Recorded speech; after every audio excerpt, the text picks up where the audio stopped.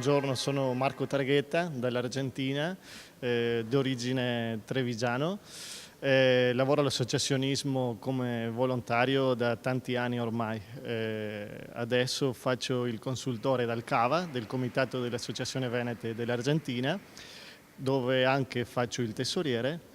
e da parecchi anni anche sono il presidente dell'Associazione Veneta della mia città, che si fa all'interno di una società italiana che ha più di 140 anni, dove si svolgono dei progetti culturali di interscambio e anche tanti progetti di formazione per i giovani.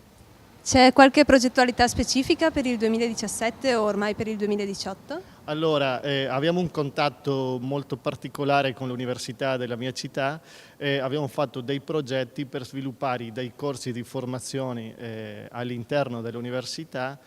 sulla realtà veneta, conoscere il movimento dei cluster industriali del Veneto e poter portare le realtà venete all'industria della nostra città, che è proprio in centro dell'Argentina, nella provincia di Cordoba.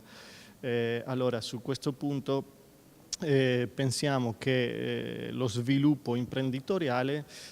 dovrebbe essere qualcosa di interessante per prendere l'esperienza fatta qua in Veneto, per portarla da noi e anche abbiamo l'opportunità a ottobre di fare una missione istituzionale con diverse appunto istituzioni, università e anche il comune per fare delle visite particolari a imprese, però anche a altre università, per avere l'anno prossimo cominciare a sviluppare un parco scientifico tecnologico alla nostra città.